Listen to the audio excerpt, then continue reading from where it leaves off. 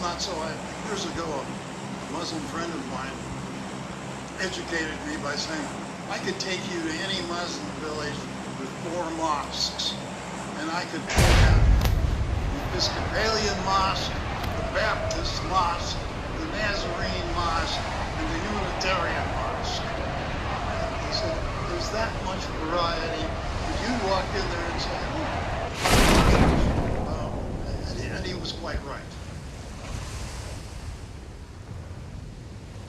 On the reporting and statistics of Islam, and on the reporting of statistics about Islam around the world, do you think that's just oversight, or do you think there's political motives, underlying racist motives, anything like that, to the what you've pointed out as false statistics coming out of various channels? I don't hear as well as I did when I was your age. And Oh, sorry. I'm in a bit of trouble. Yeah, so regarding the false stories about various sectors in Islam or the rise of Islam or things like that, do you think that those are just oversights in media and statistics, or do you think that there's some kind of motivation for that? Well, there's obviously a lot of politics going on. I mean, the fact that what happened here at Fort Hood, the government continues to call an instance of workplace violence having nothing to do with religion, that's not ignorance. It may be idiotic, but it's not ignorance.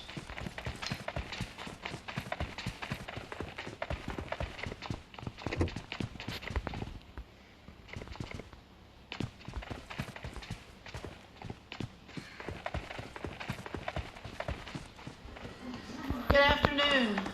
I'm Elizabeth Davis, Executive Vice President and Provost of Baylor University, and it's my pleasure to introduce our speaker, Dr. Rodney Stark. Dr. Stark grew up in Jamestown, North Dakota, and he began his career as a newspaper reporter. He earned a BA in journalism from the University of Denver, served a tour of duty in the United States Army, and then received master's and PhD from the University of California at Berkeley. At Berkeley, he held appointments as a research sociologist at the Survey Research Center and at the Center for the Study of Law and Society. He also published his first 4 books while at Berkeley, all of which would become classics in the sociology of religion. He left Berkeley in 1971 to become professor of sociology and of comparative religion at the University of Washington. Then in 2004, he became distinguished professor of the social sciences at Baylor. And in 2005, Byron Johnson convinced Dr. Stark to become co-director of the Baylor Institute for Studies of Religion. In just a few short years, Dr. Stark has helped to build ISR into one of the most significant research centers in the world dedicated to the scientific study of religion. Dr. Stark has published more than 30 books and more than 150 articles on subjects as diverse as prejudice, crime, suicide, and city life in ancient Rome. However, the majority of his work has been on religion. He's past president of the Society for the Scientific Study of Religion and of the Association for the Sociology of Religion. He's also won a number of national and international awards for distinguished scholarship. Many of his books and articles have been translated and published in more than 10 different languages. In 1996, Dr. Stark published The Rise of Christianity, a sociologist reconsiders history. The book sold tens of thousands of copies, received widespread praise, and was nominated for the Pulitzer Prize. Over time, however, in spite of the continued popularity of The Rise of Christianity, he became increasingly dissatisfied. Several years ago, he decided to go back to the drawing board to revisit and reconsider the premise of this classic. The product, just recently released by Harper's, The Triumph of Christianity, How the Jesus Movement Became the World's Largest Religion, is the subject of today's lecture. It's with great pride and gratefulness that I introduce to you a true giant within the Academy and my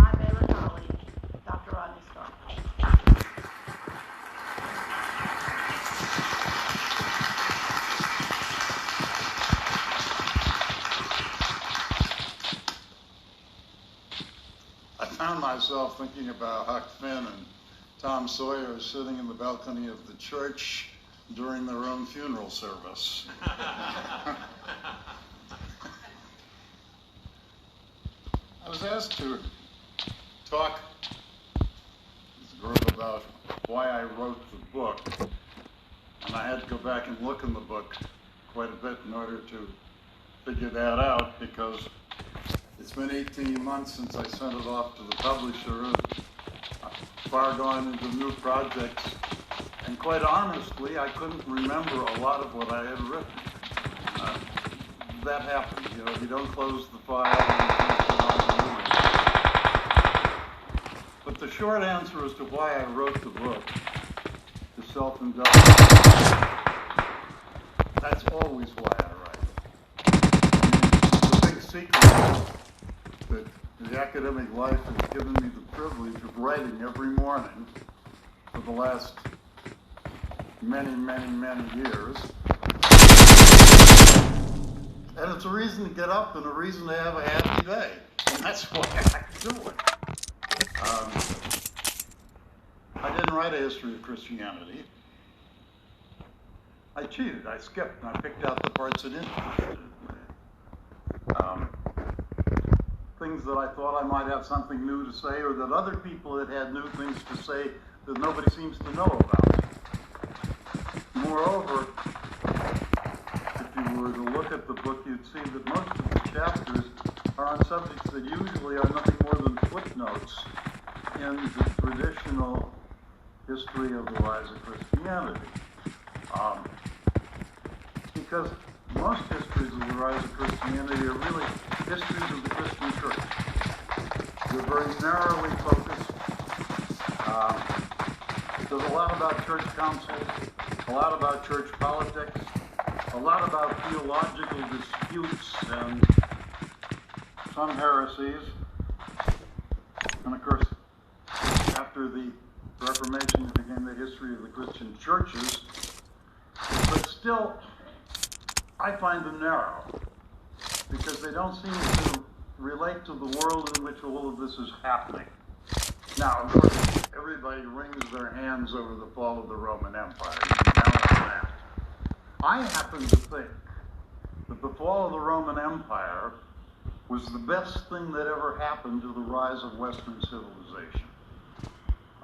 It was an era of no progress. As a matter of fact, if you really push it, the only things that the Roman era contributed to the world were the invention of concrete and the rise of Christianity, and they opposed the latter. So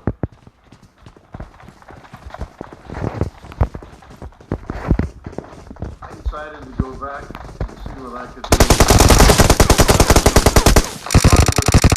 the subject. And of course I did it once before, but I did it in very narrow scope. My first time trying to be a historian.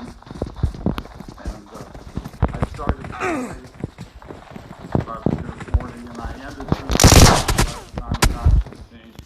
And so I decided to go back way before Christmas Eve and then come up to modern times. Going back before Christmas Eve takes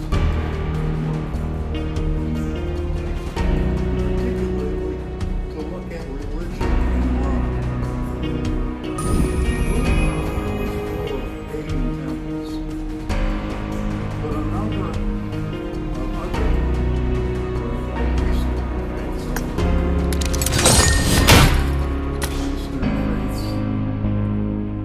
faiths, some of which were persecuted bitterly long before there was any Christianity, kind of setting a model for things to come in that they were persecuted for many of the same things as Christianity. I'm talking about Battlegrounds, civil, the followers of ISIS, and of course the Jews. Now, too many historians believe This is a simulation game set in a virtual world and does not represent real life.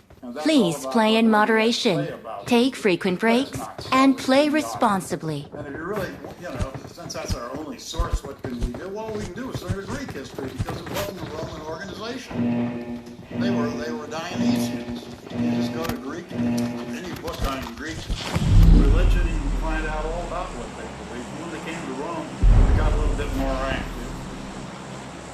But their sin, their real sin, and the sin of everybody else, is congregationalism.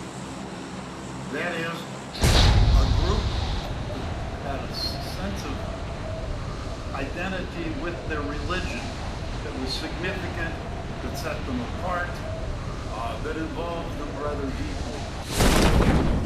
Around ancient Rome, there were no Jovians. There were no Zeusians.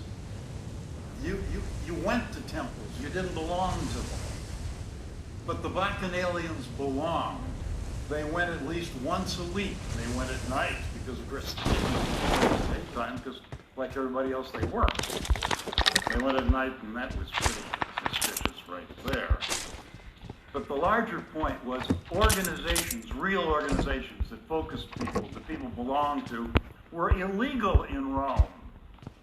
You had to have imperial permission to start one, and that was a very difficult, almost impossible thing to get. There's a little bit here, a replay or a pre-play, if you will, of what the Nazis did, which they made even the chess clubs become Nazi chess clubs, and what the Soviets did, they took over the chess clubs.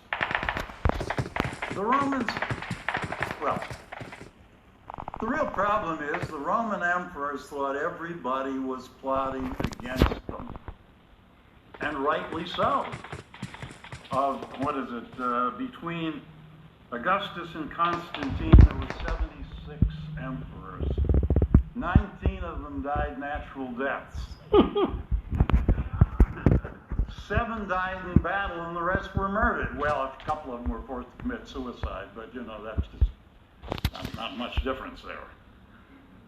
So they tried to prevent organizations from forming. Here's a wonderful example. In the 2nd century, Pliny the Younger wrote to the Emperor Trajan because he wanted to start a volunteer fire department in the city of Nicomedia because there had been a bad fire. And the emperor wrote back as follows: "It is societies like these which have been responsible for political disturbances.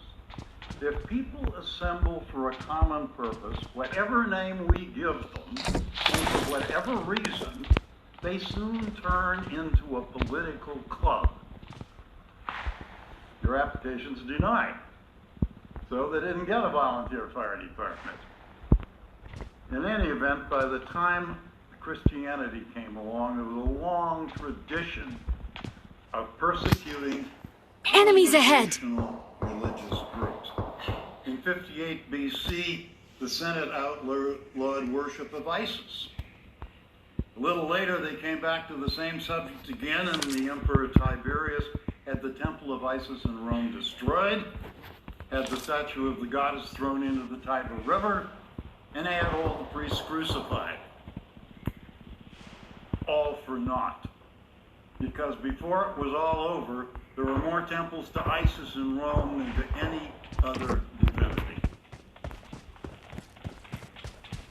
It seems to me of some significance to know there was this long tradition of persecution going on in Rome before the Christians even came along. I mean, the Jews were thrown out any number of times and persecuted any number of times. We shouldn't be too surprised by the fact then that Christianity was not permitted. I mean, they weren't even a volunteer fire department. Although some people would say they are a fire department, you take a real Baptist view of things. I'm sorry, that just slipped out. It's also important to look at the Jewish context. One reason is because of the huge literature we have in the Jewish passages in the New Testament. Now, I mean, my second book was about this, and it's, you know, these passages eventually had some very unfortunate consequences in history. But if we think back to when they were written, we have a better understanding of the world and what's going on, and as to what they meant and why they were written.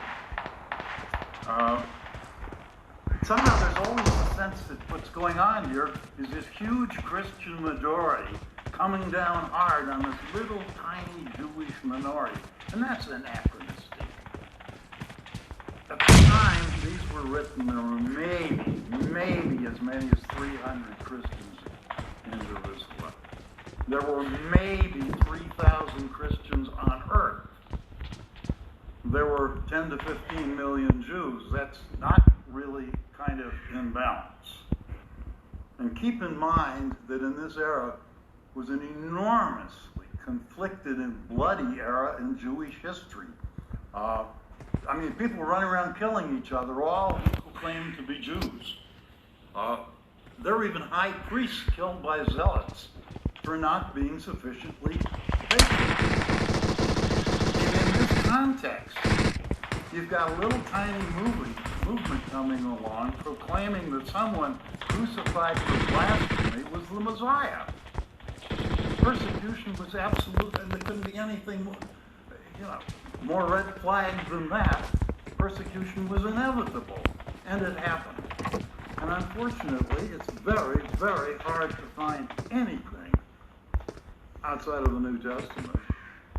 And in fact, the persecution was going on. We even have lots of people claim that there wasn't a single act of persecution ever happened.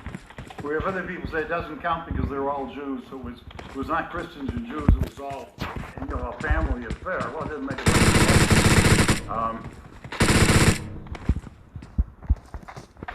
Of course, we must remain sensitive to subsequent interpretations of these passages, but I think we'll have to keep in mind the fearful situation in which they were written.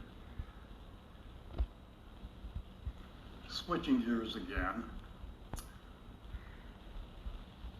Sociologists have known for a while, although many of them still deny it, that new religious movements overwhelmingly originate and are sustained by the privileged. Buddha was, of course, a prince, but 55 of his first 60 converts were members of the nobility. The other 5 we just don't know about. They might have been nobility also. The Methodists were founded at Oxford. Not Oxford, Mississippi either. Right? Luther's Reformation wasn't a movement of people. Well, some princes, merchants, professors, universities.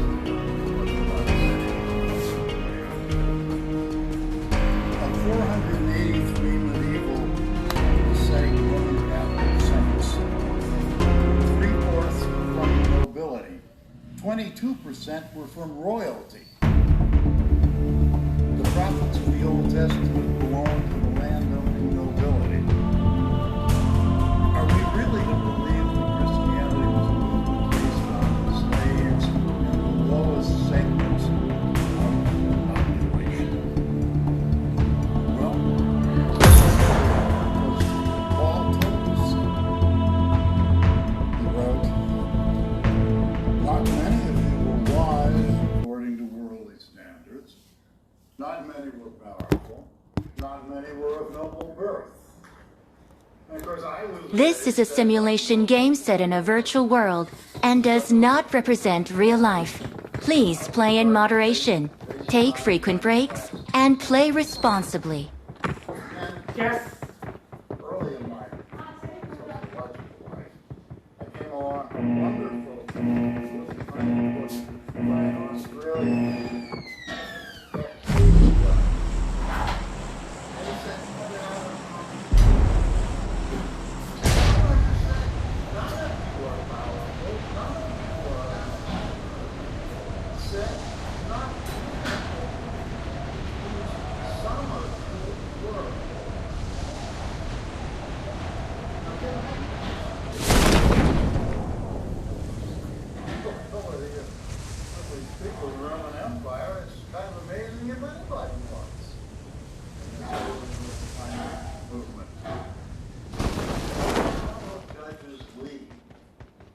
lots of things suddenly make sense that when you think about them otherwise don't really make sense. For example, why in the world did anybody write any Gospels? Who could read? Don't know about slaves and underclass folks, they couldn't read Rome. I mean, as a matter of fact, you had to have somebody who could read. Write any Gospel. But why would they have written them? Well, somebody clearly could read them, and then we start what kind of Christians are these? What about 2 Corinthians 8:9? Paul remarks, "For you know the grace of our Lord Jesus Christ, that though he was rich, yet for your sake he became poor, so that his poverty you might become rich." And of course, for centuries this has been explained as metaphorical. But if you look at the context, it doesn't seem very metaphorical. Paul, in this context, in these verses, is asking for money, not for prayers. He cites the example of the Macedonians as setting the standard for giving money. And he assures the Corinthians that God is the generous giver. Well, this was the old fun time. We're not talking about,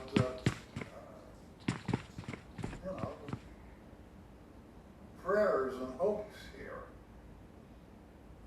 In addition, analysis of Jesus' metaphors suggests deep familiarity with financial matters and, perhaps even more importantly, a privileged audience. Buchanan pointed out many of his parables and images would be pointless if told to people who had not enough wealth to sustain guests, hire servants, be generous with contributions, etc. The audience is predominantly wealthy. I'm willing to go so far.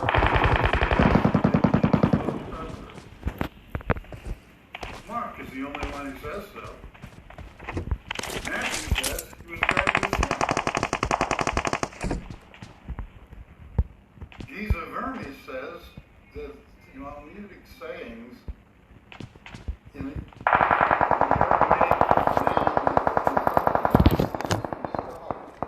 or learned man. See, that makes a better sense. Particularly, in light of the fact that Jesus probably was a trained rabbi, as was his brother probably, that his family was sufficiently wealthy to go to Jerusalem to pass it for. One could go on and on about the works of Paul and whatnot, about how early there were Christians in the imperial household, perhaps as early as 40, 49 or 50. It clears up if you, it seems that there's a lot of difficulties. Even if you disagree with me, it's something that ought to be covered in any history of Christianity, and it never is. It also seems important that as a result of Constantine's favor, the church suffered great harm, and that from then on until the Reformation, there really were two churches. I like to talk about them as the Church of Power and the Church of Piety. Church of Power came into being because Constantine showered so many benefits on the church. It made bishops the equal of senators. It was a wonderful, wonderful position to be in the church. And what happened? You have a stampede of the sons of the privileged into the church. Some of them becoming bishops before they'd even been baptized. That happened a lot of times. Well, some of these people probably were sincere. They were all worldly. Some of them worldly in the sense that we kind of mean as having suspicious morals, but more of them really worldly in that they knew how the world worked, they knew how politics worked, they ran the church.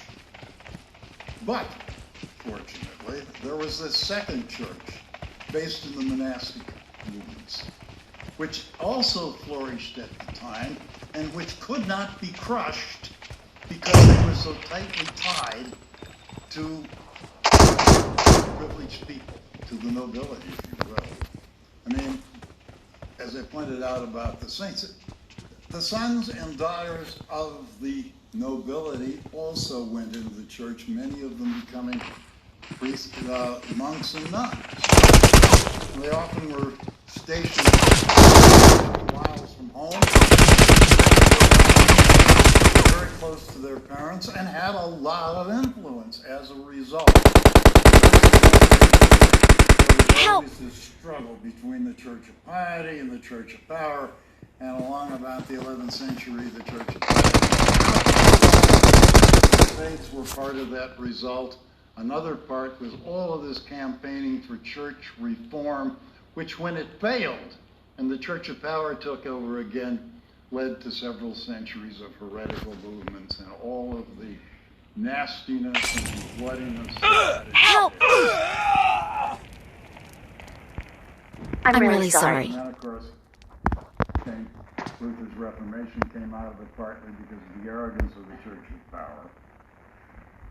Meanwhile, the main consequence was not the heresies and not the bloody battles, but the complete neglect of the religion of the people. For centuries, the only chapels you could find in rural areas were the ones of the nobility. They were about the size of modern living rooms. They were there for the Lord and his family and a couple of retainers, and that was it. There simply were no places to go to church even in rural areas, and if we stop and think about 90 to 95% of the population lived in rural areas. And what that really had to do with the fact that religious participation was extremely low, and when churches even did appear, nobody went. There are enormous numbers of reports about people not ever going to church in late medieval times. And from time to time, they were forced to go to church, whereupon they misbehaved. I mean, really misbehaved. And mocked the priest and caused endless trouble. Brought their dogs, the dogs barked, and the women fell asleep and dropped their babies on the floor. And everybody was drunk, and it was really something. So what did they do for religion? Because the world they did for religion was the course of magic. Kind of played our favorite game. They had divinities that went on with life. The sad part of it is, in the long run, it's just like the witch hunts. And the irony here is the witch hunts were the result of the commitment to rationality on the part of Christian theologians.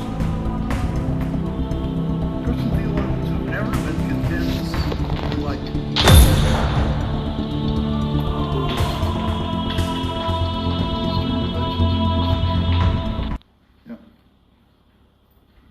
here's what it is, and it's all a mystery, and it's all wonderful. They want to know why. This is a simulation game set in a virtual world and does not represent real life. Please play in moderation, take frequent breaks, and play responsibly.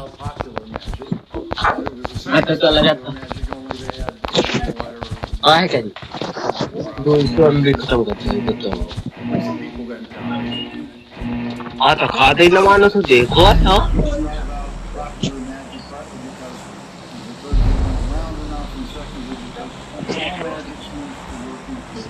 बहुत हो जाएगा ना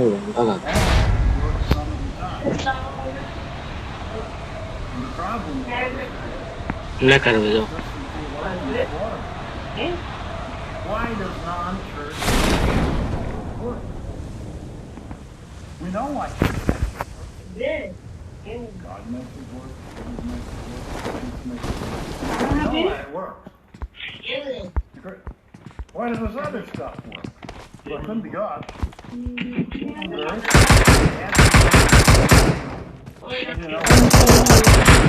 you got Satan.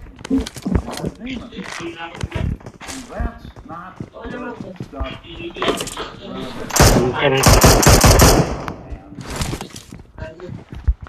And there you are, because you see,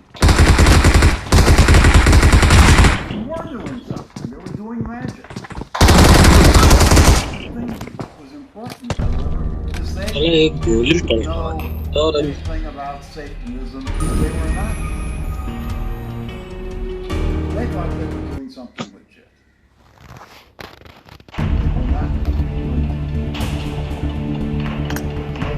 crazy.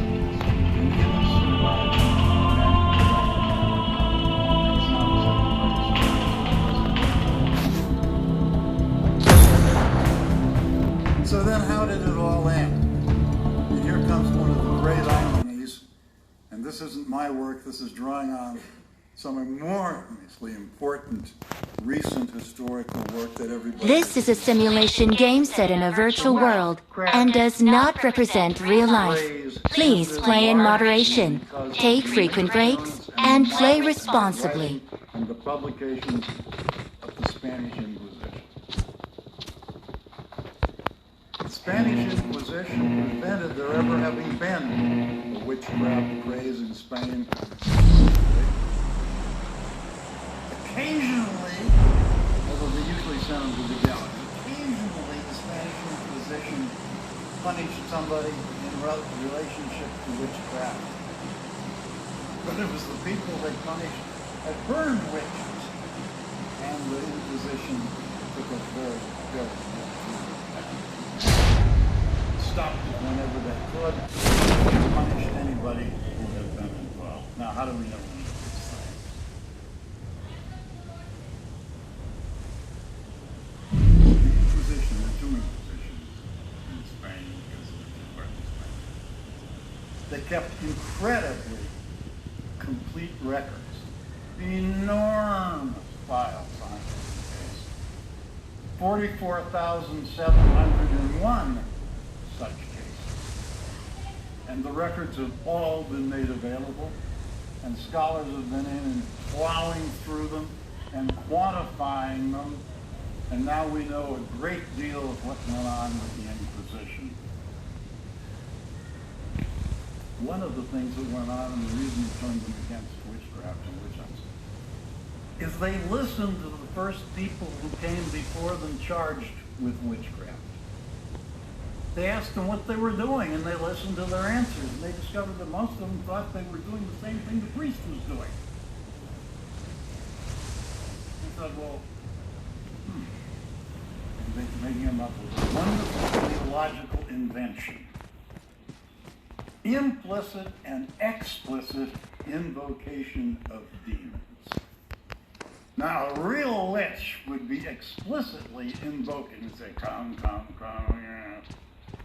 No, these darn fools didn't know they were doing that. It was implicit. And you certainly aren't going to burn people when they didn't know they were sinning. And all these people had to do was say they were sorry. They let them go. Of the 44,701 cases, as a matter of fact, only 826 people were sent over for execution for any crime. And that amounts to about 10 a year during the course of the Inquisition's history. This at a time when almost every crime in Europe was executed.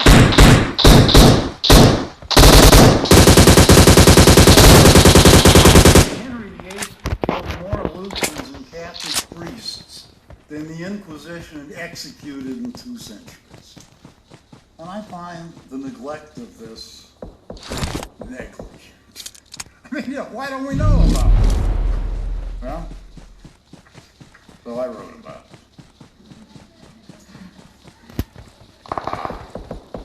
Turning the corner. We want to come to modern times.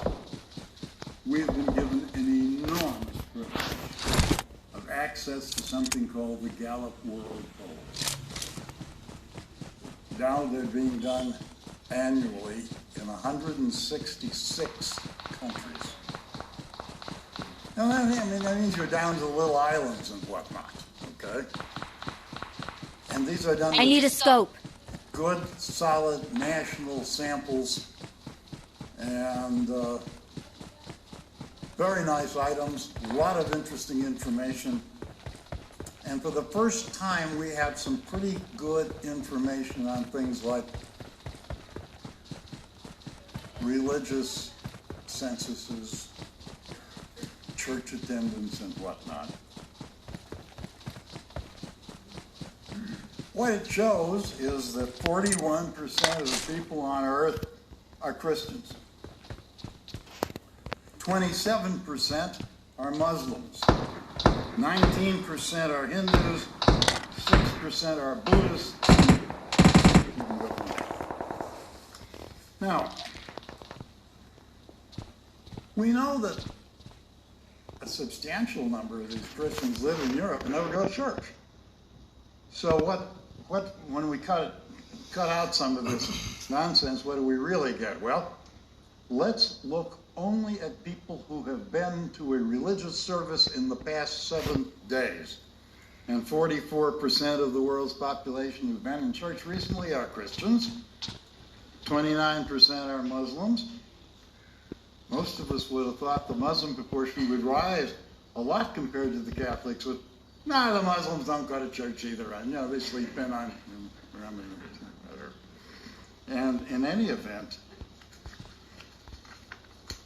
I'm very interested in the geography of this. When we look at just nominal affiliations, you've got 13% of Christians in North America, 25% in Latin America, 28% in Europe, 1% in the Middle East, 23% in Africa, et cetera, et cetera, et cetera. Now let's move over to weekly attenders. Europe drops out. It's still 24% in North America, we come up. Latin America, 22%. Europe's now only got 13% of them. But get ready for this. 30% in sub-Saharan Africa. It's the largest single Christian group on earth. Africa is so Christian and so rapidly growing Christian. Look at a Catholic World Almanac and look up their claimed membership in these sub-Saharan African countries, and then look at the Gallup data, you find the Catholics are grossly underestimating their numbers in sub-Saharan Africa. Nobody underestimates their membership, but here it is. 20, 30% low. Big low. So I've had some contacts with the Vatican, and they're very pleased about this, but they don't know why. The best guess that the church is growing so rapidly that the priests out in the boonies are able to baptize and confirm, but they haven't got any time to keep records, and that it just isn't getting counted up. So then we come back and we look at Europe, and we look at all of these people who aren't ever going to church. Probably shouldn't be counted as Christians.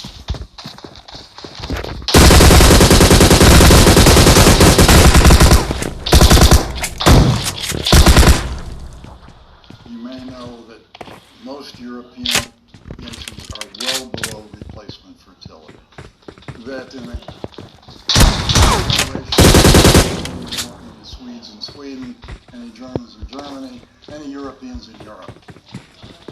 They won't be Muslims either, because Muslims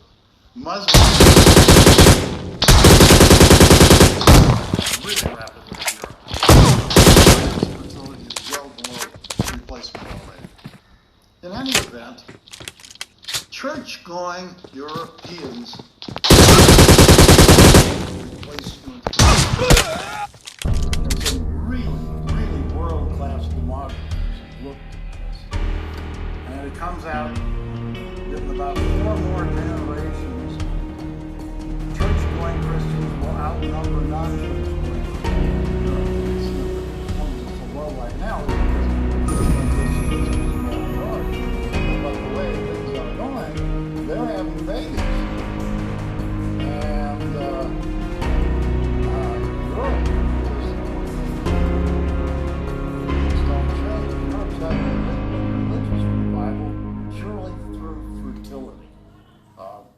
I find fascinating because I grew up, sociologists were trained to look at the effects of religion on fertility.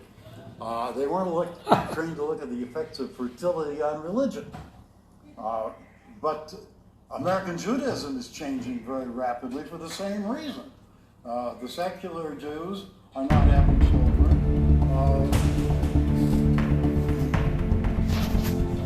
Ultra-Orthodox are having 7 or 8 per family. There's a huge shift going on, but simply through differential fertility. And it means that the future... This is a simulation game set in a virtual world and does not represent real life. Please play in moderation, take frequent breaks, and play responsibly.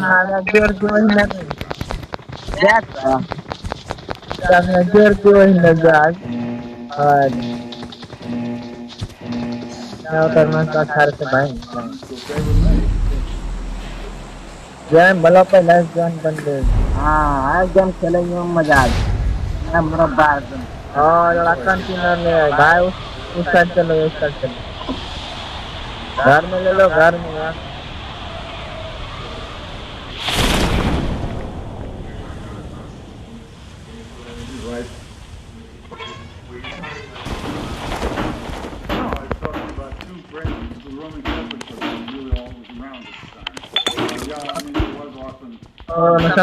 pistol wala.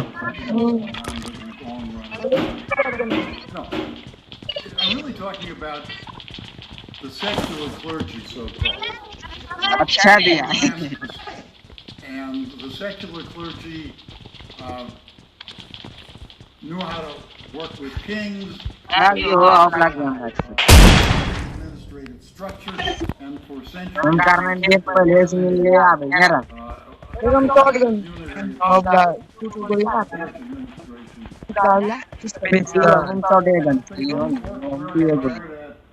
जनजीवन की health कम होती है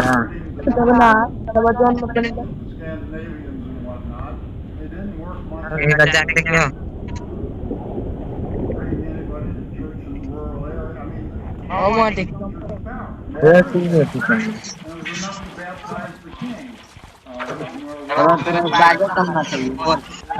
गाड़ी में सीधा चलो जे तो नष्ट दिले जाएंगे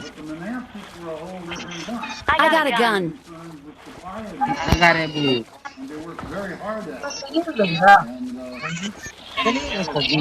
कौन से देखो अगला जियो मात्र कल ये से ये जियो ना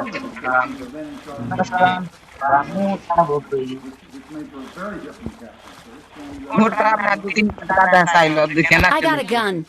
YouTube चलता है ऊपर बिना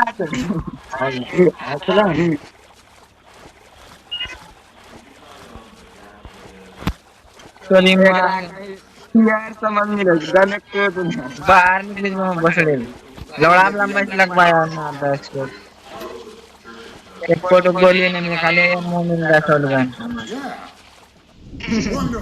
बंदा सामने बंदा उसको मारो मारो मारो मारो यार भाग गए उग्रोलिंग गन्ना तुम मारते के लौड़ा नहीं पता पड़ो ना there weren't enough men going to seminary, so that they, Latin America had been staffed with the import foreign clergy. And then the Protestants got in there and got going. It really started to grow rapidly. And it was the best thing that ever happened to the Catholic Church in Latin America. They responded extremely actively, very effective.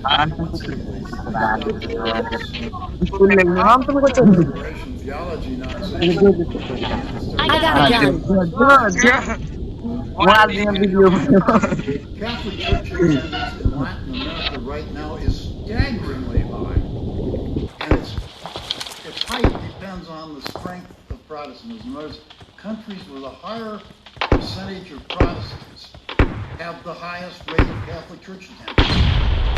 What it's doing is, it's this wonderful pluralism kind of competition going on And Latin America is amazingly well churched at the moment. I mean, we're talking about 60 or 70% of people showing up at Mass on Sunday, and that's staggering. And without, you know, we kind of knew all this, but with the Gallup data, you can actually put numbers on it in a really accurate sense, and it's something to behold. We are hoping, by the way, to buy a piece of the Gallup operation so that we can have 8 or 10 or 12 more religion items asked worldwide for a while at least. And we have high hopes of being able to, you know, to do that and really see what the face of religion worldwide looks like. And I'd really, really like to do that. And we're working on it.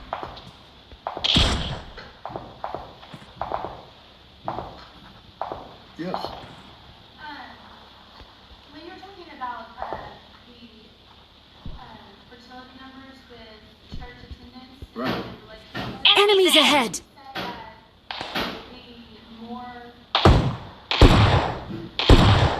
I got a gun.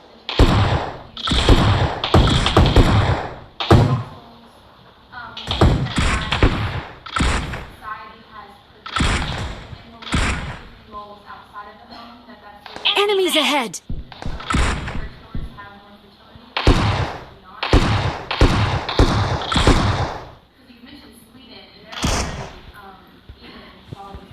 Enemies ahead! Right, and what you're suggesting is that fertility drops out as feminism progresses. There's something. But this whole sex issue is so complicated. Everyone loves to say evangelical families are dressed like traditional sex roles, and when you look inside them, the relationships are much warmer. I just finished in a little book on my agent wanted it, so I stopped on the big book I'm working on, and I'm going to do this in a couple. It's called Americans' Blessings, and it's the contributions. I'm talking about real, tangible, personal, and States. For example, what would happen, you know, if we were an irreligious country with crime rates? Well, everybody says, well, Europe isn't religious and they have low crime rates. Europe doesn't have low crime rates. Rates are way, way, way higher than ours, except for homicide, and that has to do with firearms mostly. They have a lot of attempted murders. We don't even categorize attempted murders. The problem is that, you know, I mean, you know, you didn't have a gun, so you got a gun. Look at him and it didn't kill him. Enemies ahead! But, I mean, 80% of the time we go, bang, you got a homicide. But leaving that aside, their assault rates in places like Sweden and Norway are 3 and 4 times as high as ours.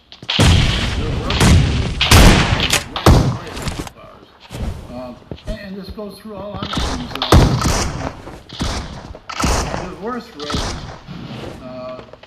is often misinterpreted because you got to have a marriage in order to have a divorce. European divorce rates only the rate is so low.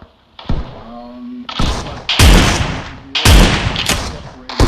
together, then it's a different thing. But Enemies ahead! because evangelical households much stronger relationships. But you measure it, you know, for 20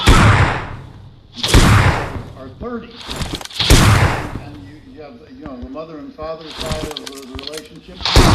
This way to the play zone. These relationships are a lot firmer, a lot warmer. I hesitate to say it, but evangelical sex lives are a whole lot better than those of the non-church attenders. I mean, there's a huge amount of research on it. It's just there. It's true in the Jewish community. The Orthodox women are much happier than the secular sort of theistic.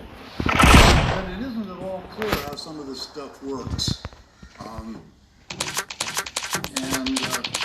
What I do know is that number दूरी पे इनका जो go to church or अल्लाह जो गाने रखने के देने तक खत्म कर until fertility मार is कर बच्चा point बोल nine, which will give you मार साला इसको टीका देना कैसे करने आया मर मर as a whole, 1.6.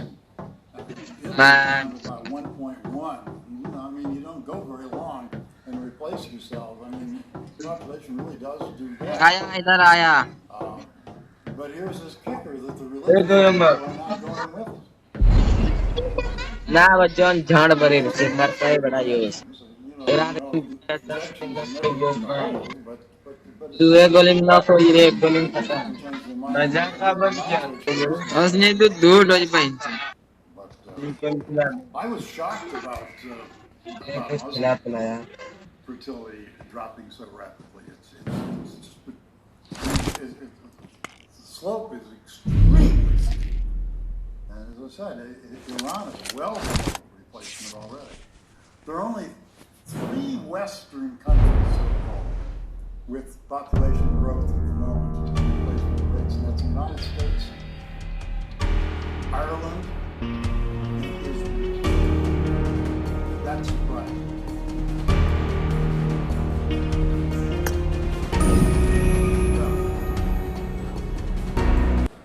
Oh, he said one more question. I thought he had